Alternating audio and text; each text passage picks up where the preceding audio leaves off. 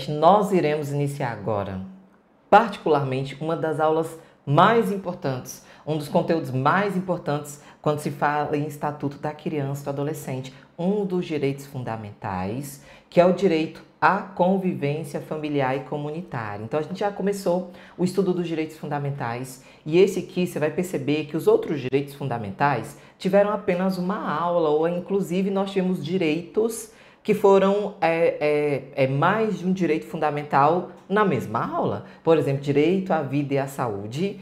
E na mesma aula do direito à vida e à saúde veio o direito à liberdade, ao respeito à dignidade, porque são menores, né? E não caem tão em prova como esse direito que a gente vai ver agora. Inclusive, esta aula, esse direito, vai ser desmembrado em duas aulas, dada a extensão do nosso conteúdo. Os artigos que se referem a esse direito, a gente vai anotar daqui a pouquinho, tá? Vai do artigo 19 até o 52, então tu tem aí mais de 30 artigos. Lembrando-se que os artigos têm os incisos, os parágrafos, e aí incha o negócio, né? Fica maior ainda, mas é um dos conteúdos mais cobrados em prova. Então, se você dominar este assunto aqui, você já garante aí uns pontinhos bem muito preciosos e importantes na nossa prova, tá bom? Vamos falar do direito à convivência familiar e comunitária. Antes da gente ir pro material, antes da gente começar a anotar, eu quero que você visualize o seguinte. Qual é a regra? Qual é a regra no Estatuto? Bem, a regra é a permanência da criança e do adolescente no seio da sua família. Essa é a regra. E, gente, o afastamento do convívio familiar é medida muito excepcional. E quando eu falo afastamento do convívio familiar, eu não estou falando em encaminhar a criança para adoção. Eu estou falando de afastá-la do convívio familiar, mesmo que não seja necessariamente para uma adoção, entende? É tirar a criança da sua família. Tirar ela e assim, cá entre nós um bocado, é algo às vezes muito cruel. Às vezes, tá? Em outras vezes é necessário. E é cruel, mas é necessário. A gente já se deparou com situações de crianças que sofriam violências por parte dos pais, mas mesmo assim foi muito... É tão meio maluco que quando a criança, dependendo da idade, ela sente um amor tão grande pelo seu pai e pela sua mãe, que mesmo sendo objetos de violência, de espancamento, de quase que tortura, eles continuam nutrindo um amor muito grande pelos pais. E às vezes quando a separação é feita, para que essa criança literalmente sobreviva às vezes. Porque a gente está vendo a situação desembocar até num assassinato. E aí quando separa, ela ainda sofre muito a ausência do pai, daquele pai e daquela mãe, que estão extremamente violentos.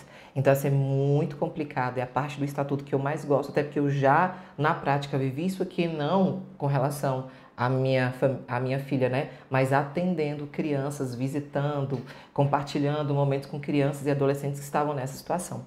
Então, o afastamento é algo muito excepcional, muito excepcional. Por quê? Porque em algumas situações ele é traumático para a criança. Como eu disse para vocês, até às vezes quando você tem violência, é traumático para ela. E quando você não tem violência, fica mais traumático ainda. Então, esse afastamento realmente é excepcional. Isso não sou apenas eu que estou falando, no próprio Estatuto, no artigo 19, já diz de cara que a permanência no seio da sua família é um direito da criança e do adolescente e que o afastamento é uma situação muito excepcional. Esse afastamento não existe, é a pergunta que mais eu recebo no direct do meu Instagram ou aqui na nossa plataforma. Professora, me diz quais são as hipóteses em que se retira a criança da família, em que ocorre o afastamento da família, ou então em quais situações a lei prevê a perda do poder familiar. E aí eu falo muito claramente, o estatuto e nenhuma lei vai dispor taxativamente quais seriam essas situações, porque é algo muito complicado a lei definir. Nesse caso, nesse. Porque, veja bem, se a lei definir nesse, em tese, aquilo que não está ali não vai poder gerar o afastamento do convívio familiar. Você está entendendo o que eu estou tentando dizer? Que a lei ela não pode definir, porque vai depender da situação, vai depender do caso concreto. A autoridade competente, que é o juiz da infância e da juventude, é quem vai avaliar a situação e determinar esse afastamento ou não, sabe? Então é algo que vai ficar a critério da autoridade judiciária, porque não tem, é muito complicado para a lei colocar uma lista. Quando acontecer isso, porque olha que loucura que a gente tem. Se você descreve as situações e aquela situação que é pior do que o que está descrito na lei, e todo dia aparece coisa. Tu já viu aquele meme? Vovó já dizia, tu vai ver coisa. Você fala, meu Deus do céu, eu nunca imaginei que isso poderia aparecer na vida e eu tô vendo isso agora, sabe? Você consegue visualizar? E outra, o ECA é de 1990. 90. Para e pensa. Se fosse colocar essas hipóteses lá em 90, como é que seria hoje? Mesmo que você atualize, tá bom? Então é bem complicado, a gente não tem. Esse afastamento, o estatuto deixou a critério da autoridade competente. Mas ó, lembre-se sempre, a regra é a permanência no convívio, no seio da família, e o afastamento é medida excepcional. Regra geral, olhe bem para os meus olhos. Só o juiz pode determinar esse afastamento. É tão sério, né? O afastamento do convívio familiar, que só o juiz, e não é qualquer juiz. A gente nunca falou disso nas aulas aqui, mas a gente vai falar mais pra frente, mas eu já vou adiantar. Existe um ramo da justiça que só trata de criança e adolescente, que é justamente a justiça da infância e da juventude.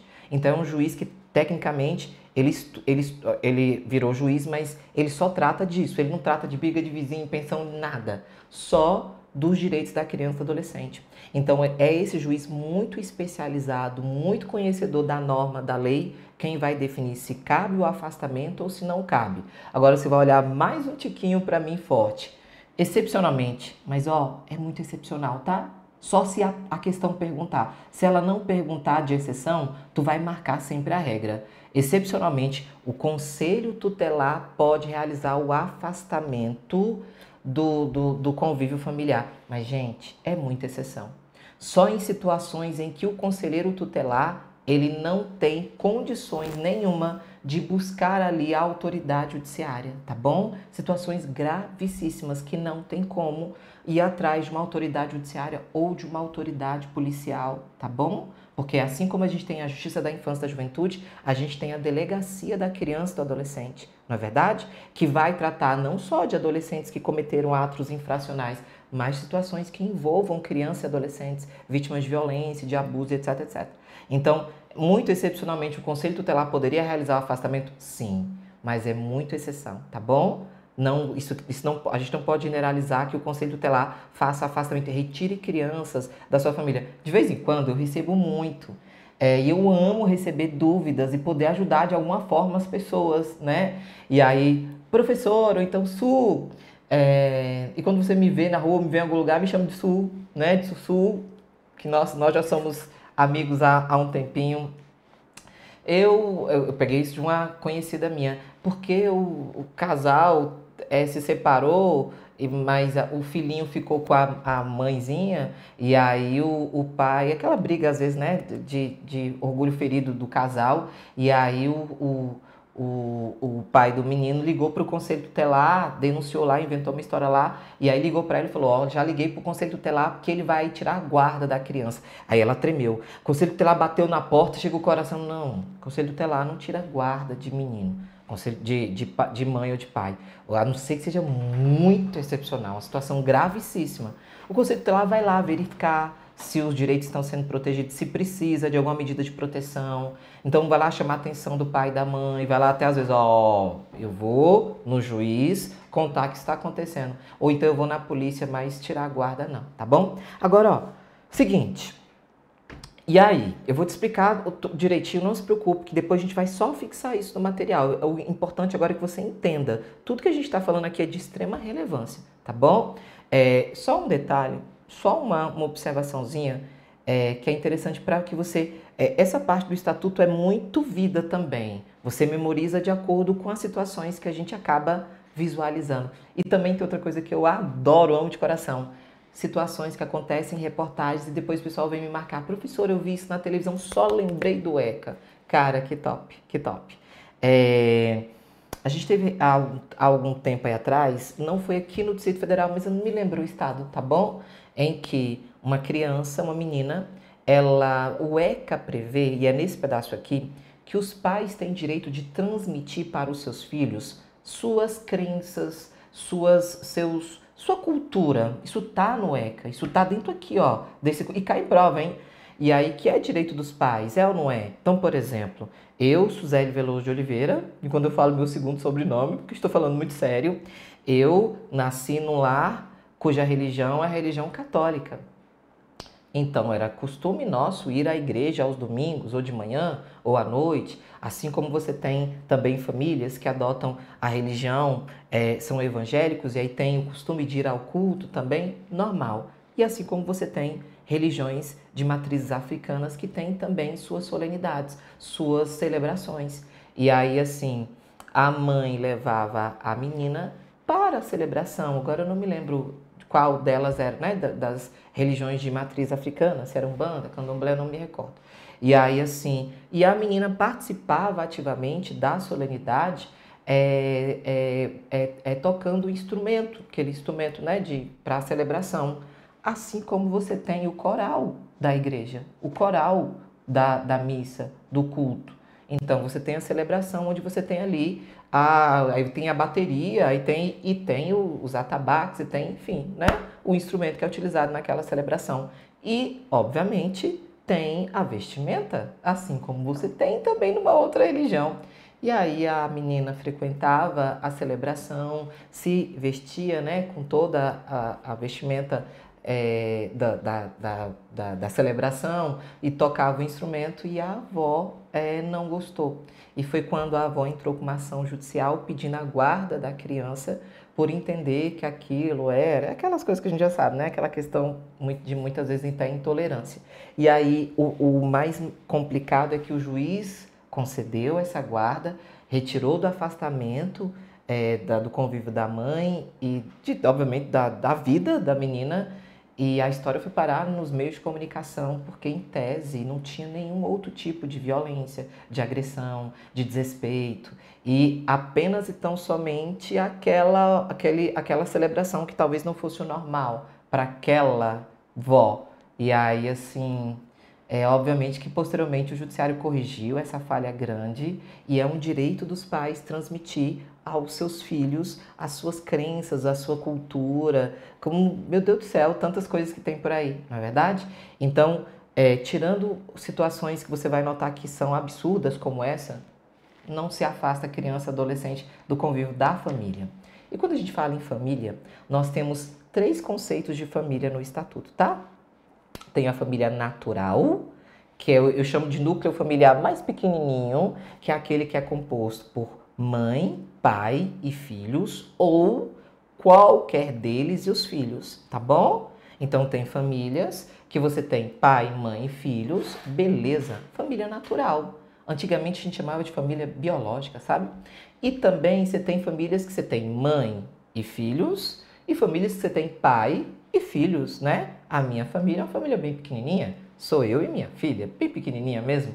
Assim como você tem família de pai e filhos e muitos filhos, só o pai solo, a mãe solo. Já teve um item de prova que chamou atenção para isso e colocou assim, ó, família natural é aquela formada pelos pais e seus filhos, que também são chamados de descendentes, tá bom? Descendentes são quem descende, são os filhos.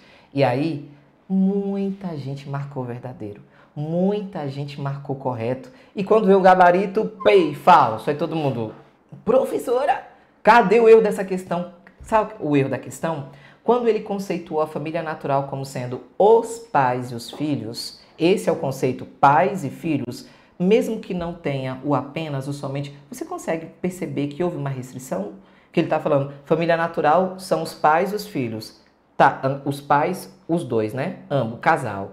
Aí se você, mesmo que não tenha falado somente, que a galera em peso, eu quero recorrer, professora, porque ele não diz somente. Mas, gente, quando ele me afirma a família natural é aquela formada pelos pais e seus filhos, está restringindo, mesmo que não esteja apenas.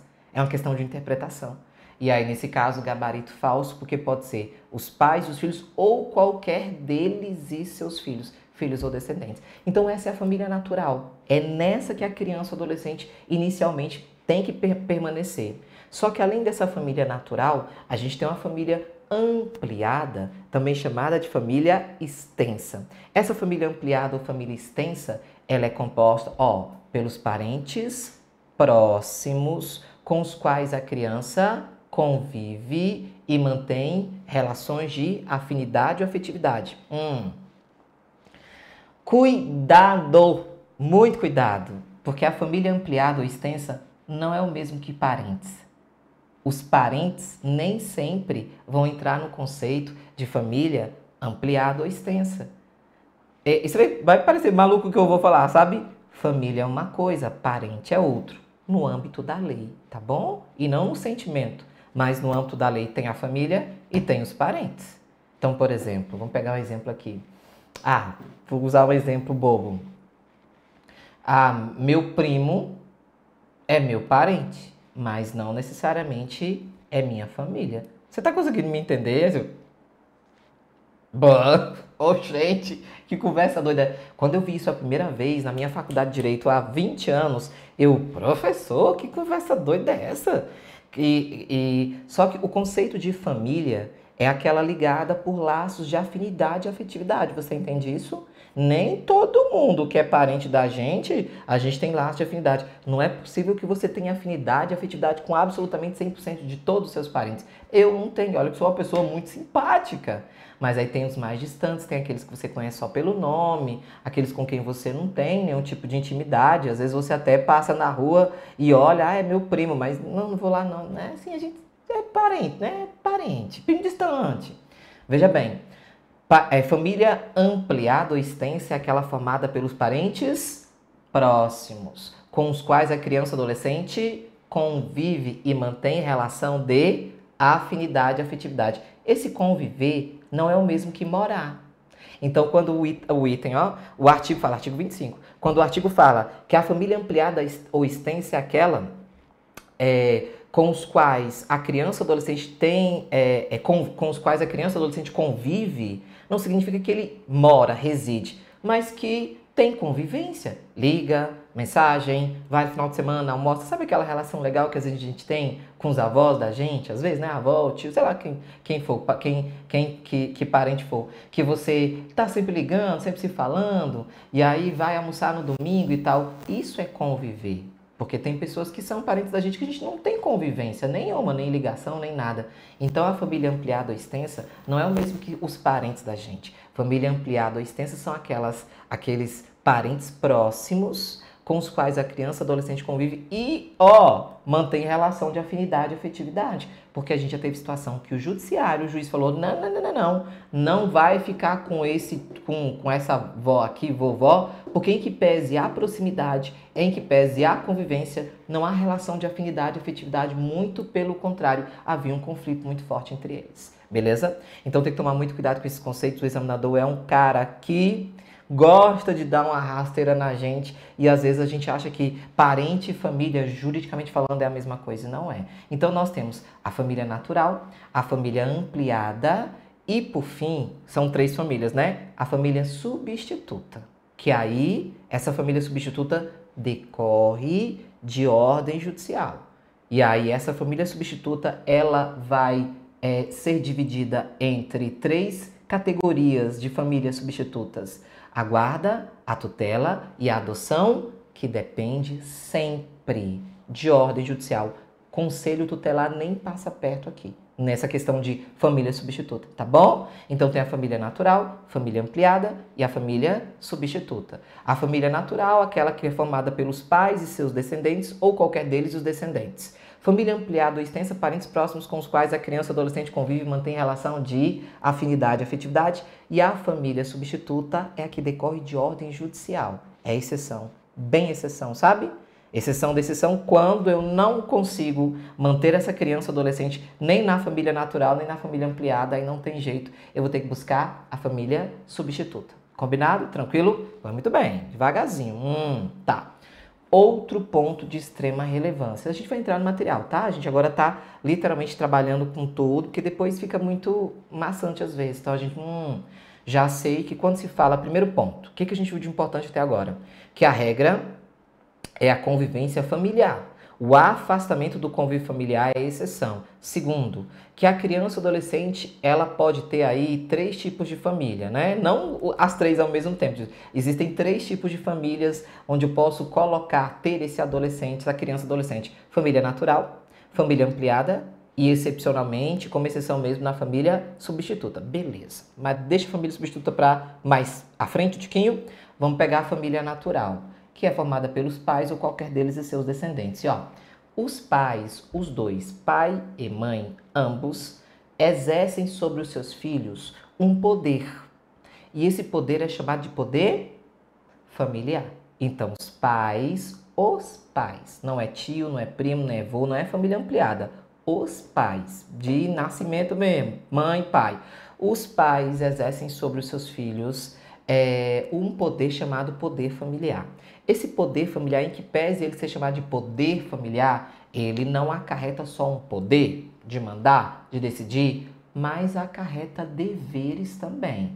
Esse poder familiar é o poder que os pais têm de administrar a vida de seus filhos até eles completarem 18 anos e adquirirem a maioridade. Então, enquanto não adquirir a maioridade, sobre os filhos incide um poder que é dos pais, chamado de poder familiar. Esse poder familiar, até 2009, era apenas do pai.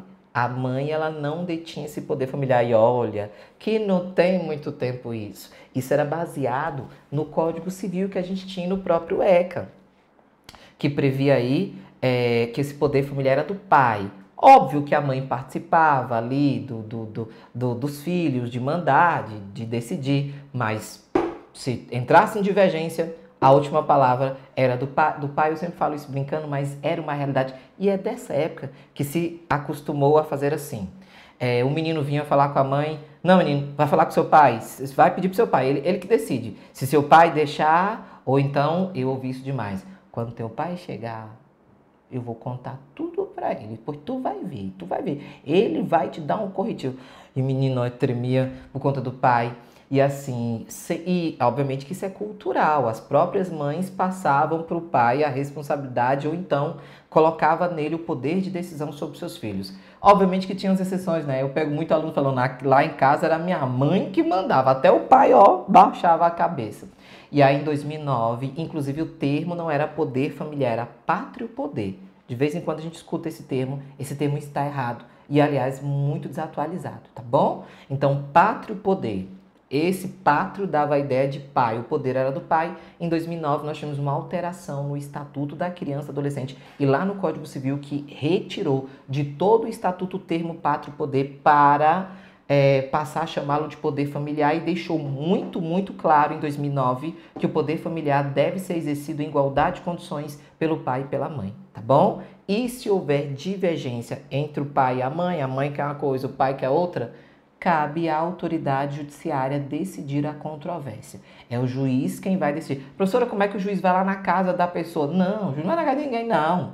Mas não tenha dúvida que um pai, ou o pai ou a mãe, inconformado em não ter atendido a sua decisão ou não ter sido escutado, vai na justiça. Minha irmã, vai. Vai porque tu sabe que esse trem de família é complicado e envolve também vaidade, ego e às vezes, tá vendo? O juiz é quem vai decidir sempre, óbvio, atendendo aos interesses da criança e adolescente, não o interesse do pai ou da mãe, que o ECA não é pro pai e pra mãe, o ECA é pro menino, tá bom? Então, visualize que o poder familiar é o poder exercido por ambos os pais. Esse poder é exercido em igualdade de condições e que se houver controvérsia entre os pais sobre decisões, cabe à autoridade judiciária. Olha para mim, Conselho Tutelar não passa nem perto aqui, tá bom? O Conselho Tutelar não mexe nada com poder familiar, nem com família substituta, nem a título de exceção, tá bom? Nem a título de exceção. Outro ponto importante sobre esse poder familiar.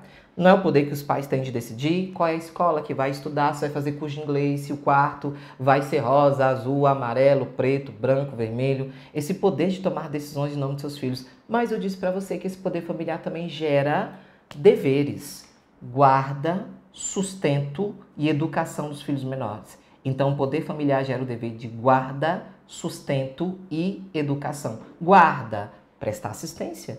Então, eu, como mãe de uma menina, eu tenho um dever de guarda, sustento dela e a educação dela, ok? Só que não tem um detalhe que o ECA fala. Tudo que eu estou falando aqui tá no ECA, eu não estou inventando nada.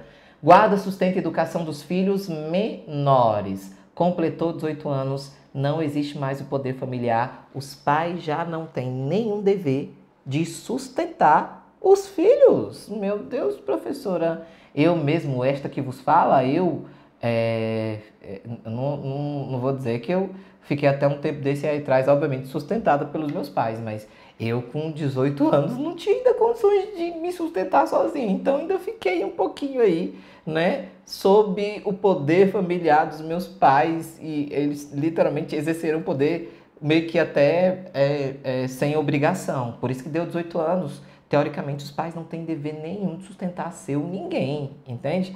Ah, porque você me colocou no mundo, você vai ter que me sustentar. Meu irmão, até os 18 anos. Passou 18 anos, eu não tenho mais dever nenhum. E aí, a lei, se o pai falar, ó, sai dessa casa aqui, raça, embora viver sua vida, se vira pra lá, não tem judiciário que obrigue os pais a sustentarem, a receberem esse filho com menos de 18 anos, tem o poder familiar. Outro ponto importante, ó, olha pra mim. Poder familiar é exercido por ambos os pais, né? Guarda, sustenta, educação. Não esquece de um detalhe que eu sei que você sabe disso, é óbvio, mas isso aparece em prova. Separação dos pais, relacionamento conflitante dos pais, óbvio, não interfere em absolutamente nada nesse poder familiar. O pai continua sendo o pai, a mãe continua sendo a mãe e os dois têm, obviamente, direitos iguais sobre essa criança ou adolescente. Vou falar um negócio aqui, adiantar, porque lá a dúvida pode surgir agora, mas um pouquinho mais à frente a gente volta. O poder familiar não tem a ver com guarda, tá bom? Como situações que a gente vê que o casal se separa, por exemplo, tá? A guarda fica com a mãe. Mas, obviamente, o pai ainda é o pai, ele exerce o poder familiar sobre seus filhos normalmente. Não é a separação, o divórcio ou dar a guarda para a mãe que retira do outro o poder que ele também tem sobre seus filhos. Obviamente que vai ser necessário regulamentar o exercício desse poder, visitação, mas, obviamente, o poder ainda existe. Fechado? Tranquilo? Hipóteses em que se perde o poder familiar. Primeiro, só o juiz pode tirar. E o ECA fez aquele negócio que a gente falou. O ECA não listou, porque o juiz é quem vai avaliar quais são as hipóteses em que se retira o poder familiar diante de um caso concreto. Tá bom? Tranquilo? Outro ponto importante, olha tanta coisa, um monte de coisa importante. Outro ponto importante, quando se afasta a criança ou adolescente do convívio familiar, não significa que os pais perderam o poder familiar, tá bom? Tá bom? Então, o afastamento do convívio familiar não significa que os pais deixaram de exercer o poder familiar. Seguinte, deixa eu dar um exemplo bem concreto.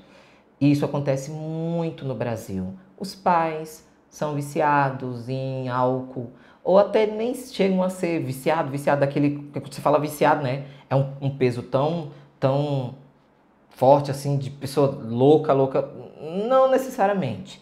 E aí você tem situações em que os pais são ótimos pais, amam seus filhos, mas à noite, principalmente no final de semana, sexta, sábado e domingo, vão pro boteco beber, trancam a porta, dá comidinha por menino, fecha a porta, bota todo mundo para dormir, tranca e vão pro boteco. Volta no dia de manhã, todo mundo bêbado, caindo.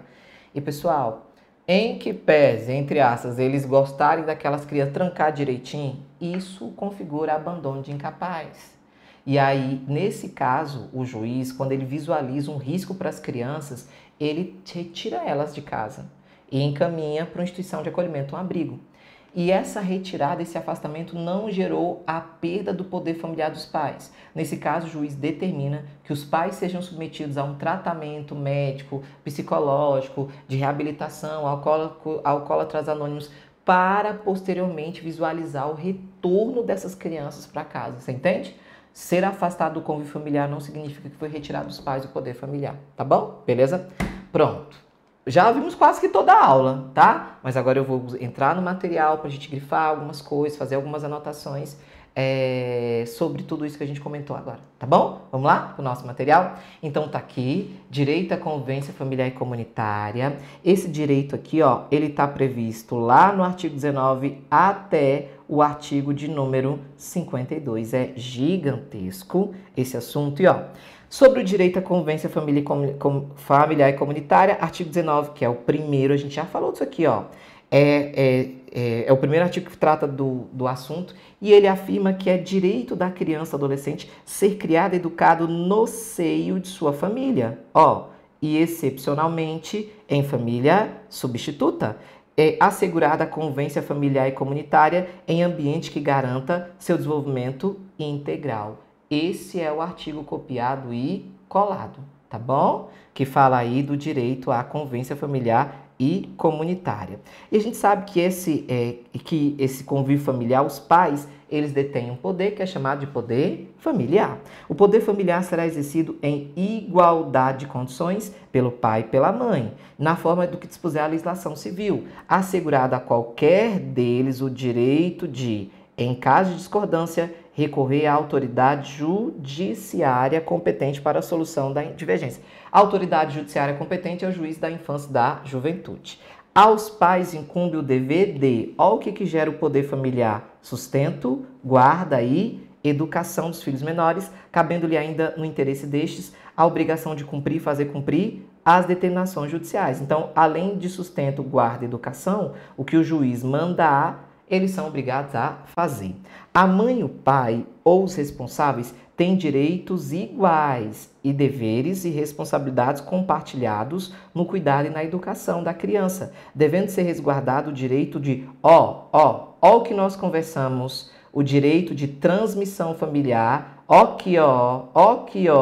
de suas crenças e culturas, assegurados os direitos da criança estabelecidos na lei. Lembra do exemplo que eu disse para você agora há pouco, da avó que se incomodou com a criança que frequentava as solenidades, as reuniões da religião da mãe, de origem africana? Então, desde que não viole os direitos previstos no ECA, os pais têm o direito de transmissão de suas culturas e suas crenças, beleza? Como assim, professora, desde que não viola o ECA? Uai, que não tire o direito à dignidade da criança, que ela seja exposta à situação vexatória, constrangedora, aterrorizante e etc, etc.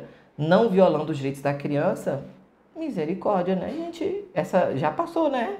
Já passou esse tipo de julgamento, né? Já passou. E lembra de uma conversa que nós tivemos na aula do Direito à Vida, Deus não deu procuração para ninguém andar julgando a vida dos outros. Então, não caberia aquela situação. E pior, a autoridade judiciária que acatou o pedido e tirou a guarda por conta da menina estar ali na solenidade, a mãe, a avó via, é isso, aquilo e tal.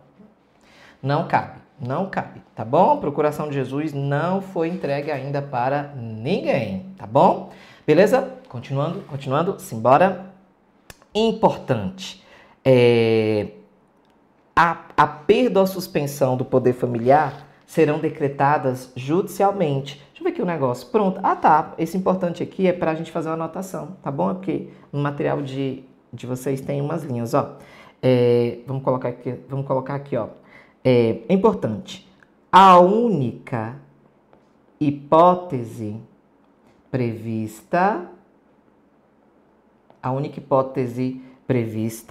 no ECA de perda do poder familiar é a condenação. A única hipótese que o pai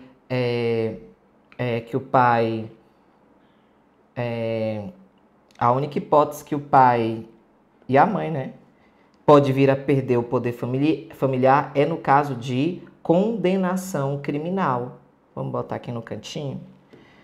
Condenação criminal. Caso de condenação criminal por crime doloso condenação criminal por crime doloso.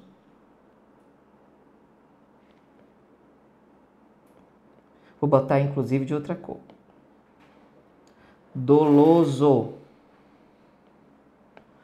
Sujeito a pena de reclusão. Vou explicar isso aqui neste instantinho, tá bom? Sujeito a pena de reclusão. Crime doloso sujeito a pena de reclusão contra outrem que igualmente contra outrem que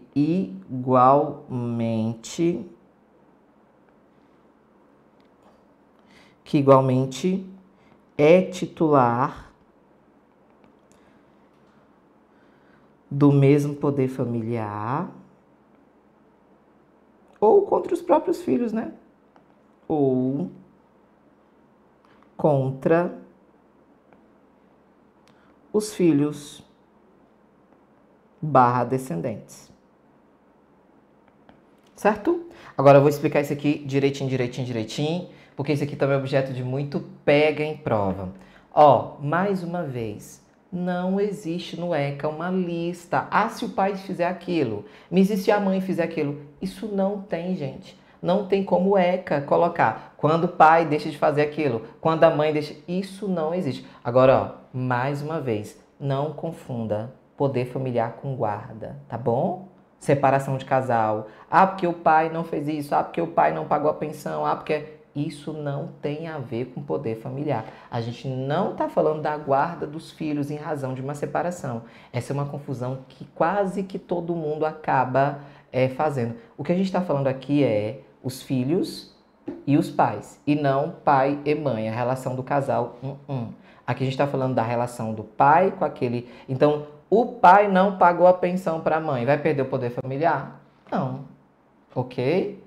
Ele vai ser preso, ele vai ser preso, porque a pensão tem que pagar. Mas eu quero que você entenda o seguinte, que não é isso, não tem a ver com um problema entre o casal e tal. Tem a ver com a violação dos direitos aqui da criança e adolescente. O juiz vai mandar prender ele. Agora, obviamente, se vier acompanhar de outras situações, aí o juiz vai analisar. Tudo isso é analisado. O ECA não vai trazer uma lista. Quando o pai e a mãe faz aquilo, o juiz vai lá e falar, cara, deixa eu analisar melhor essa situação e aí eu vou aplicar a perda ou não, suspensão do poder familiar, que não tem a ver com guarda, visitação, separação de casal, que tem a guarda, a mãe não deixa ver, o pai não deixa visitar, isso é direito de família. Isso não tem a ver com o Estatuto da Criança e Adolescente. Agora, ó, a única hipótese que o ECA fala expressamente da perda do poder familiar, as outras situações ficam a cargo do juiz, é quando o pai ou a mãe são condenados por um crime, primeiro, doloso, sujeito a pena de reclusão. Os crimes no Brasil, eles são classificados basicamente em dois tipos. Tem crime doloso e crime culposo. Crime doloso, dolo, intencional. Foi lá, comprou a faca, levou lá no não sei aonde, afiou a faca, deixou a faca no banco debaixo do banco do carro e foi para a porta do local lá para cometer o crime. Doloso. Culposo é sem a intenção. Aconteceu por negligência, imprudência ou imperícia. Por exemplo, sei lá, vamos pegar um exemplo meio maluco, tá? Mas dependendo da situação, é uma situação dolosa. O pai, Deus o livre, numa situação em casa, estava tendo um assalto, era policial, e aí no assalto ele pegou a arma, e aí o bandido lá com ele, uma briga e tal, e puf, atirou, acertou a mãe, a esposa, sem querer, matou a senhora. E aí a mãe dos filhos, né, por a questão lá, isso é foi ele que matou, foi o tiro da arma dele, ele que atirou, mas é um homicídio culposo, que não tinha intenção de matar. Foi por negligência, imprudência ou imperícia, que foi, enfim, né, a situação da briga. E a ideia é o seguinte, se um dos pais for condenado por crime doloso, ou seja, que tinha intenção, que preparou, que queria matar mesmo, sujeito a pena de reclusão. E um crime, ele pode gerar uma pena de reclusão ou detenção. Você já deve ter escutado isso em algum lugar. Detenção É o nome, o termo aplicável aos crimes a pena dos crimes de menor potencial ofensivo. Detenção é como se fosse mais leve. Reclusão, o crime já é pesado, beleza? Tanto é que nos crimes onde cabe a detenção, a pena geralmente não passa de 2 anos. E aí são crimes de menor potencial ofensivo que a pessoa nem realmente ela acaba nem ficando lá presa mesmo, tá? Ela presta um serviço para a comunidade, ela vai entregar a cesta básica. Agora, quando é reclusão, é porque o crime foi grave, o trem ficou feio. Então a ideia do EC é essa. Se os pais forem condenados, ou o pai ou a mãe, por crime doloso, sujeito a pena de reclusão, o que significa? Que tinha intenção e que a coisa é grave. Homicídio, latrocínio, aí o trem é grave. Contra o outro que igualmente é titular do mesmo poder familiar. Quem é o outro que igualmente é titular do mesmo poder que eu tenho? Por exemplo, o pai da minha filha. Então, são os casos principalmente de feminicídio. Então, para que haja perda do poder familiar, o pai ou a mãe tem que matar o outro. A mãe ou o pai, né? A mãe matar o pai do próprio filho, ou então o pai matar a mãe do próprio filho, mas de forma dolosa, tá bom? Nesse exemplo que eu te dei, a briga, tirou, meu Deus do céu, acertou minha esposa, perceba que ele não vai perder o poder familiar, porque o crime não foi doloso, foi culposo, tá bom? Sujeito a pena de reclusão. Contra o outrem, que igualmente tem um poder familiar, então o cônjuge ali, a mãe do filho, o pai do filho, ou contra os próprios filhos, que seja feito contra os próprios filhos. Lembrando de detalhe importante, crime doloso sujeito a pena de reclusão não é apenas matar, tá bom? Você tem, por exemplo, estupro, abuso sexual, crime doloso sujeito a pena de reclusão. Você tem uma infinidade de crimes dolosos sujeitos a pena de reclusão que não são necessariamente matar, combinado? Qualquer outra condenação não gera perda do poder familiar. Tem que tomar muito cuidado nesse pedaço. Se o item fala, o pai de fulano foi condenado por crime, por um crime, a 20 anos de cadeia, vai perder o poder familiar? Não. É isso que está na prova? Não. Só vai perder o poder familiar se for crime doloso, sujeito a pena de reclusão contra outrem, que igualmente tem um poder familiar ou contra os próprios filhos.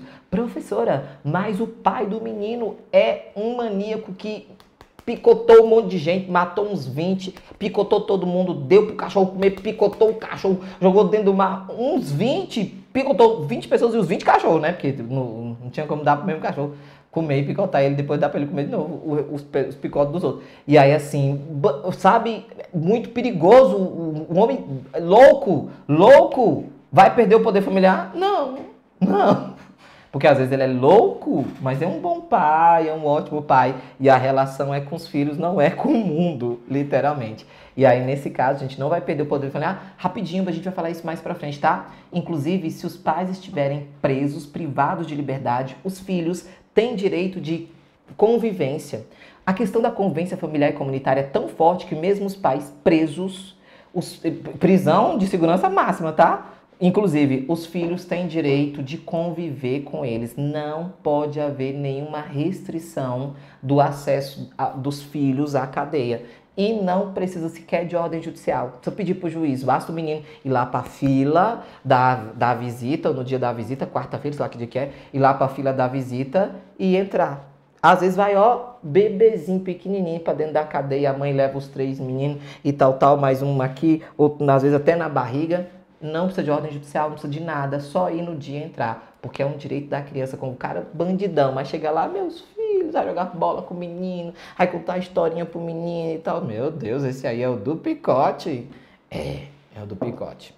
Que picotou todo mundo, ele mesmo, e não fala muito não, que ele picota tudo também. Mas os filhos, a relação é outra. Então, você vê, né? Que loucura, mas é a lei. É a relação, o ECA não vai tutelar o mundo, o ECA tutela a relação que a criança tem com os pais. E se for uma boa relação, mesmo bandidão não vai perder o poder familiar. Combinado? Tranquilo? Cuidado, tá? Com isso aqui. Coisas importantes, né, gente? A perda do poder familiar só pode ser decretada judicialmente. Conselho tutelar não mexe jamais com isso. E num processo que garanta a esse pai ou essa mãe que está perdendo o poder familiar, o contraditório é a ampla defesa. direito de se defender, tá bom? Que é o que está escrito, ó, bem aqui no final.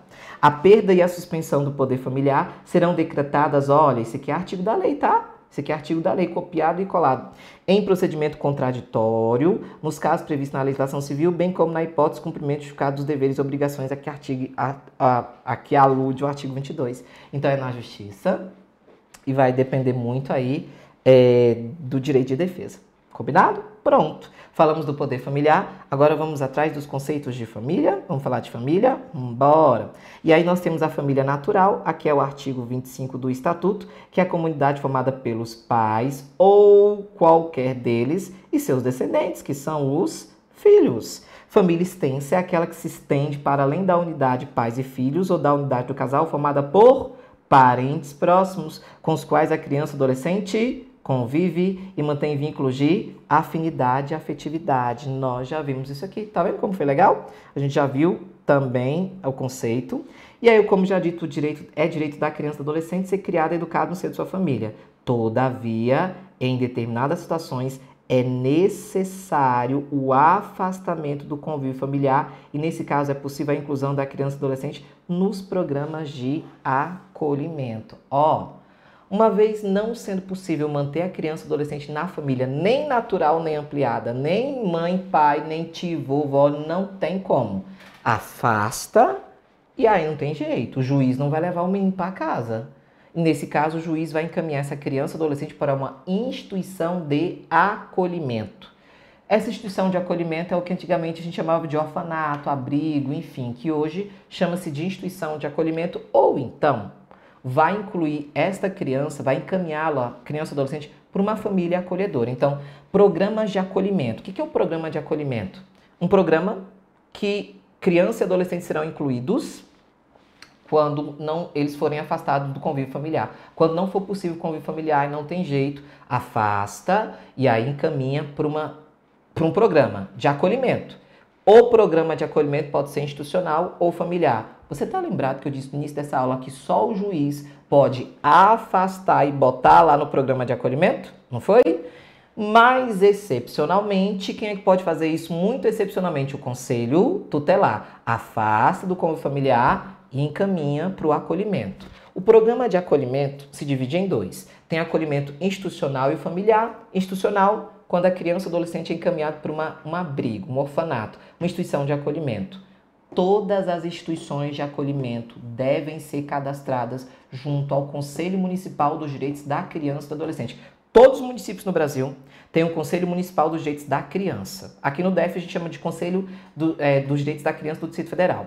Esse conselho, ele é um órgão maior do que o Conselho Tutelar, tá bom? Mas ele não faz trabalho de campo. O que é trabalho de campo? Ir atrás da criança, do adolescente que está sendo... Ele regulamenta, ele fiscaliza. Então, se a gente tem uma instituição de acolhimento, geralmente as igrejas fazem muito isso. Elas criam essas instituições, isso é um orfanato, né? Tu lembra das histórias antigas, briga e tal. E aí, essa instituição, para receber crianças e adolescentes, precisa ser cadastrada no Conselho Municipal dos Direitos da Criança e Adolescente. Então, todas as entidades são cadastradas no conselho. O conselho pega a lista de instituições daquele município, entrega para o juiz, já está lá na Justiça da Infância e da Juventude, e entrega a outra no Conselho Tutelar. Então, tanto o juiz como o Conselho Tutelar sabem todas as instituições de atendimento formais, né, legalizadas, que tem naquele município. Tanto é que quando a criança vai ser encaminhada para uma instituição de acolhimento, afasta de casa e vai para uma instituição de acolhimento, o juiz pega a lista lá e fala, ó, qual é a instituição aqui, ó, mais perto da casa do menino? Porque o interessante é que, por mais que ele tenha sido afastado do convívio familiar, que ele esteja próximo da família, caso haja alguma necessidade do pai ou da mãe ir até lá, né? Enfim. Aqui, ó, o menino mora na Ceilândia, então tem aqui, ó, casa da criança, Batuíra e tal de Ceilândia. Pronto, ó, bota aqui, encaminha essa criança para a casa da criança. E aí a criança é encaminhada para lá. E o Conselho Tutelar também faz a mesma coisa, tá bom? Esse é o programa de acolhimento institucional. E também tem o programa de acolhimento familiar, que são famílias que se cadastram. E essa família pode ser só uma mulher ou o casal. Não tem essa de família, tem que ser obrigatoriamente os dois. Se cadastram como família acolhedora para receberem essas crianças provisoriamente, até que o juiz decida o que vai fazer com elas. Porque enquanto elas estão no programa de acolhimento, enquanto elas estão aqui, ou na instituição de acolhimento, ou na família, na casa mesmo, vai para casa morar mesmo com uma família. Obviamente que o judiciário acompanha, foi o judiciário que treinou, cadastrou, conhece a família, não é assim doido não. E aí, enquanto ela está lá vivendo, ou no orfanato ou na família acolhedora, procedimentos jurídicos estão sendo tomados junto aos pais para saber se é possível que a criança ou adolescente volte. Se não tiver como, o judiciário já apurou. O judiciário está no ECA. Tudo que eu estou falando aqui está no estatuto, não estou inventando nada, porque parece que eu estou contando uma história, né? O judiciário tem uma equipe, a gente chama de equipe multidisciplinar ou interprofissional, psicólogos, assistentes sociais, educadores, que vai acompanhar, que vai lá e vai, cara, a família não tem como criança nenhuma voltar para lá. Não tem, não tem. E aí faz o relatório, manda pro juiz, ó, impossível. Aí o juiz fala, então vamos cadastrar para adoção, já que não, isso é demorado, né? Não é assim simples. E aí apura, verifica, tenta, não tem como. Cadastra para adoção. Aí tudo bem, vai para adoção. Mas e se for possível? Reintegra para a família. Então perceba que o programa de acolhimento familiar institucional é sempre transitório, é sempre provisório, nunca é definitivo, tá bom? Então crianças e adolescentes ficam lá, olha para mim, preferencialmente as crianças e adolescentes incluídos num programa de acolhimento, preferencialmente família. Se tem o abrigo e uma família acolhedora, a preferência é botar na família acolhedora, tá bom? Isso está expresso no estatuto, isso cai em prova demais. Não é no abrigo, a preferência é na família acolhedora. E professora, por que a preferência é colocar na família acolhedora? Porque a família, num abrigo, numa instituição de acolhimento, você tem uma coletividade de crianças e adolescentes. Não é possível tratá-los, individualizá-los. Tudo lá é no coletivo. Na família acolhedora, essa criança ou adolescente vai ter literalmente uma individualidade que ela não tem. Então, preferencialmente que ela fique numa família acolhedora. E eu já vou te dizer, tá? Na prática, as famílias acolhedoras, o juiz, mas é só na prática, isso não tá na lei não, tá? O juiz encaminha para as famílias acolhedoras bebezinhos. Quando ele fala criança pequenininha, meses, vou mandar para abrigo, não.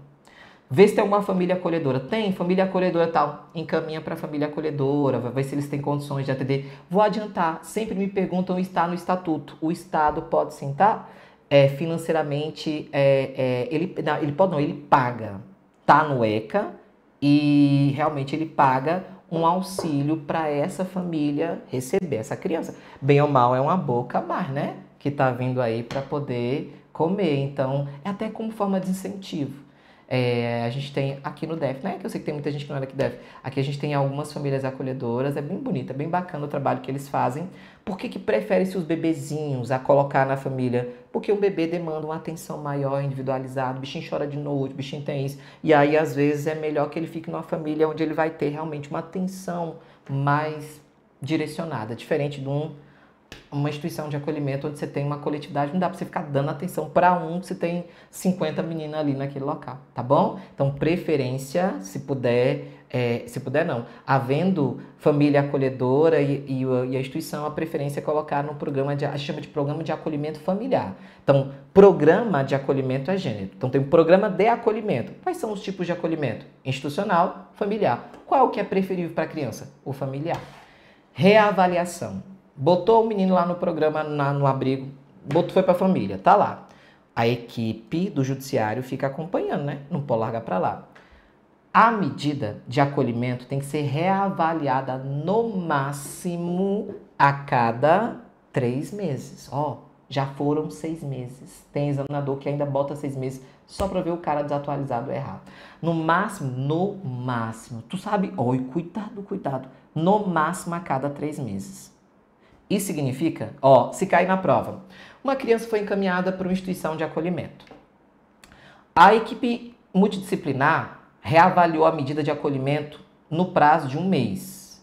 Tá certo ou tá errado? Que minha pergunta aqui é resumida. Tá certo ou tá errado? Aí o povo, tá errado, Suzeli, porque a medida deve ser reavaliada a cada 3 meses. Não é a cada 3 meses. É no máximo a cada 3 meses. Então, dava para reavaliar com um mês? Dava. Não pode, passar de 3 meses. 10 dias depois o juiz vai lá reavaliar a medida do menino. Pronto, tá ok? Tá. Um mês e meio, só não pode passar de 3 meses. Então, a medida de acolhimento, as duas, deve ser reavaliada no máximo a cada 3 meses. Foi lá, cadê o menino? O menino, cadê o papel?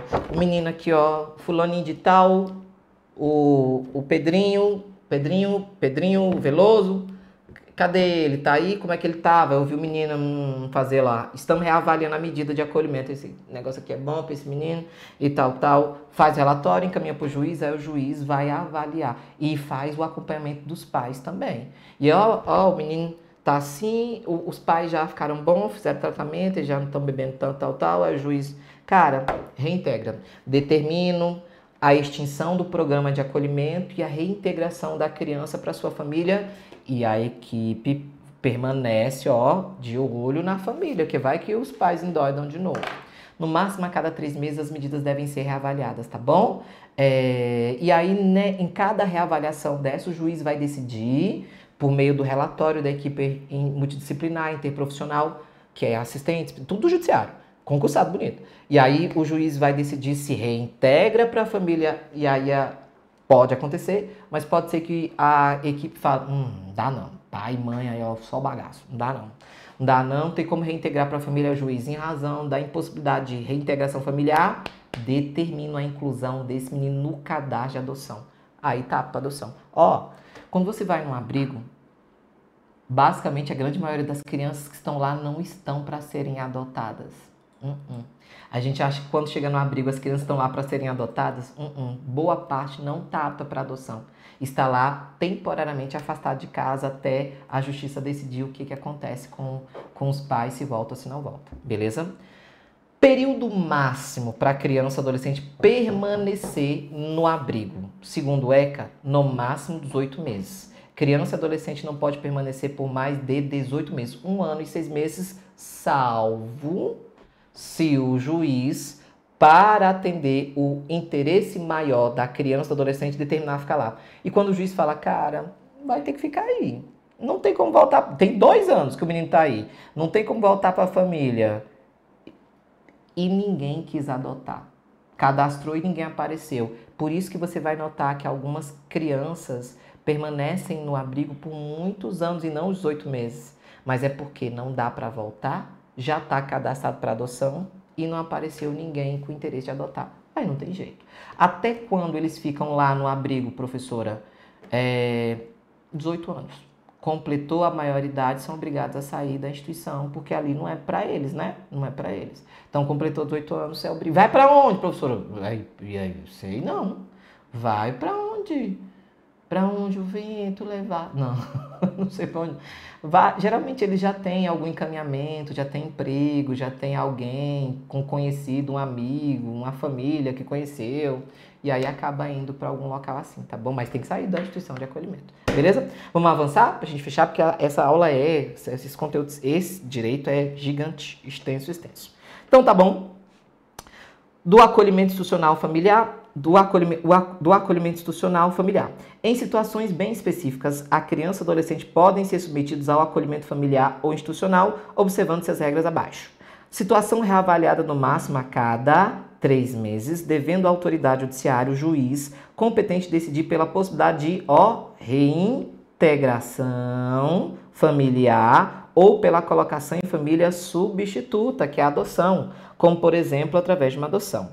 A permanência da criança e do adolescente em programa de acolhimento institucional não se prolongará por mais de 18 meses, salvo comprovada necessidade que atenda ao seu superior interesse devidamente fundamentada pela autoridade judiciária. Agora, deixa eu só falar um negócio aqui rapidão, tá, gente? O período máximo dos 18 meses, não sei se tu percebeu, só está previsto para o acolhimento institucional.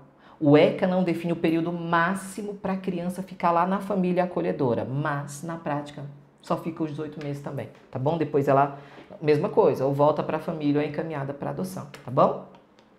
Peraí. A manutenção, a reintegração da criança ou adolescente à sua família terá preferência em relação a qualquer outra providência, ó. Tentar reintegrar ela para a família é a regra. Então, mesmo depois de tudo isso, tem que voltar a ver o máximo se a família não tem como ficar com a criança. Gente, encaminhar para adoção é muito exceção, tá? Pois muito bem. Apadrinhamento afetivo. Amo esse pedaço porque eu já fui madrinha afetiva, né? Então eu tenho um carinho muito especial por esse conteúdo aqui. Criança e adolescente está lá no acolhimento, certo? Acolhimento institucional ou familiar. Está lá, longe da família. E eu já falei para você, principalmente no abrigo, no institucional, uma coletividade de pessoas. O ECA prevê, isso é até recente, que essas crianças e adolescentes em programa de acolhimento podem ser incluídas num outro programa, que é o programa de apadrinhamento. Primeiro ponto.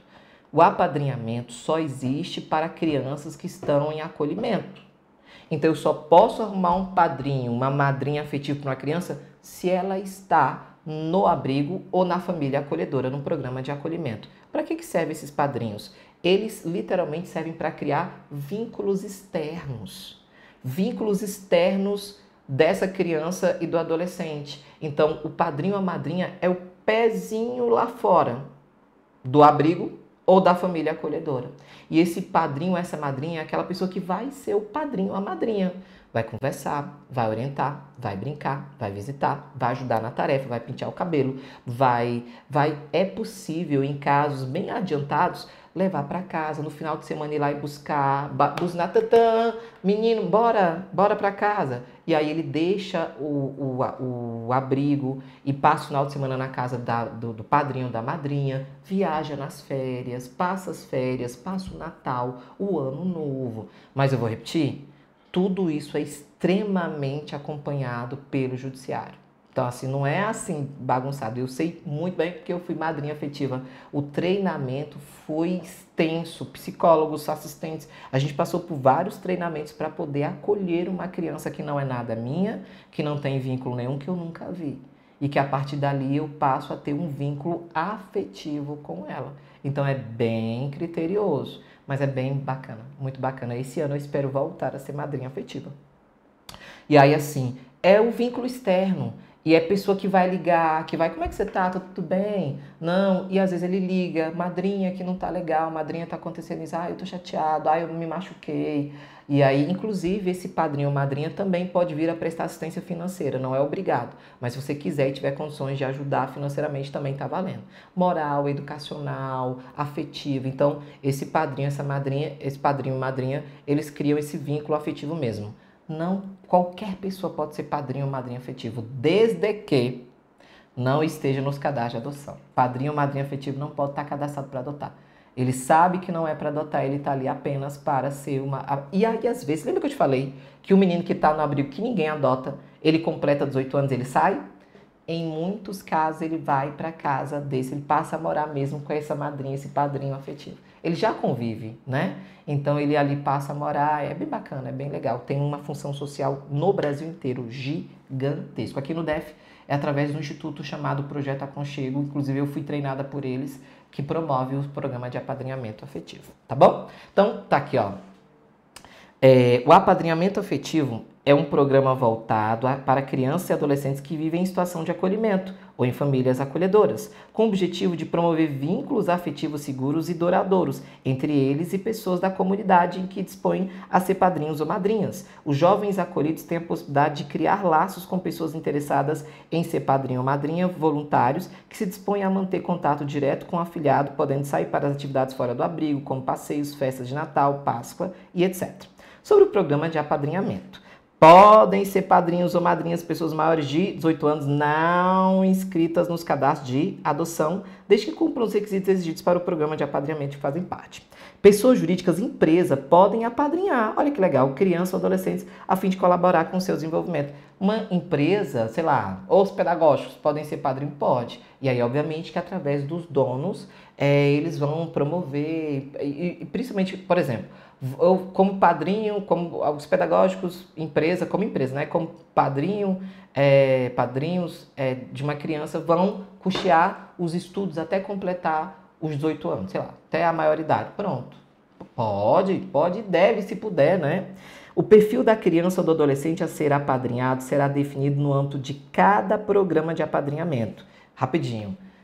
Quais são as crianças? Porque não tem tanto padrinho assim para um monte de menino, não. São poucos padrinhos para um monte de menino.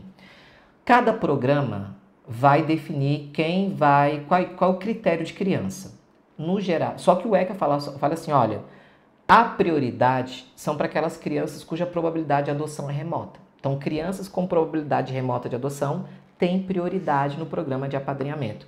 Quais são as crianças que a probabilidade de adoção é remota? Bem, meninos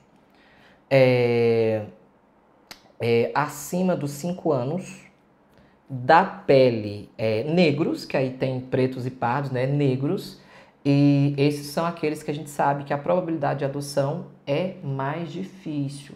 E se tiver doença ou deficiência, a probabilidade diminui mais ainda. Mais ainda. E aí não importa se é menino ou menina, branco ou negro, se é brancos, brancas, né, negros ou negras, se forem crianças ou adolescentes com alguma doença ou deficiência, dificílimo.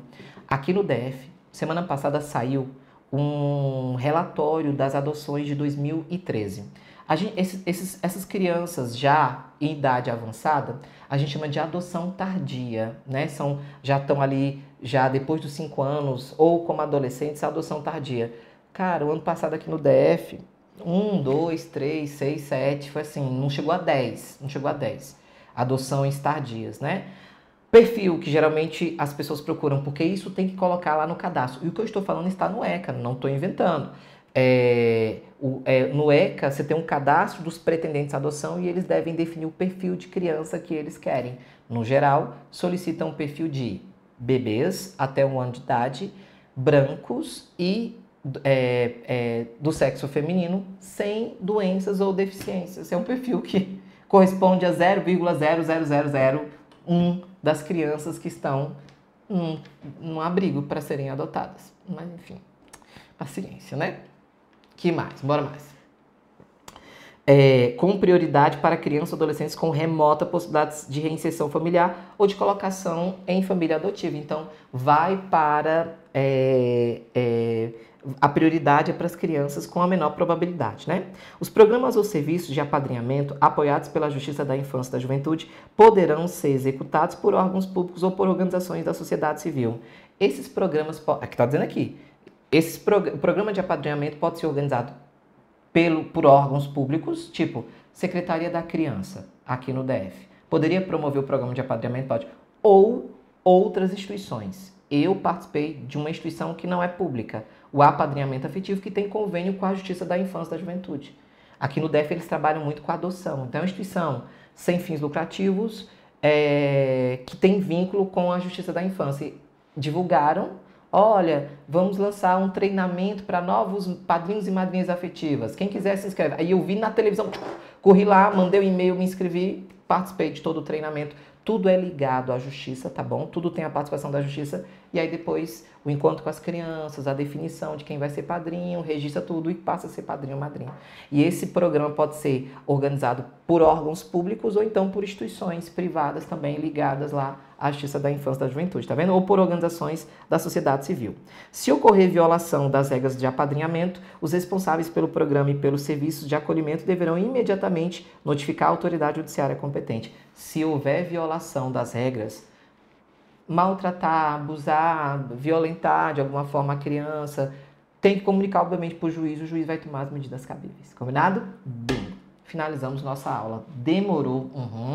A primeira aula do Direito à Convivência Familiar é gigantesca. Esse conteúdo é o mais extenso do nosso material. Vou deixar um beijo e aí te espero na parte 2, na continuação, onde a gente vai falar só da família substituta. Na aula parte 2, guarda, tutela e adoção, tá bom? Beijo, até a próxima aula.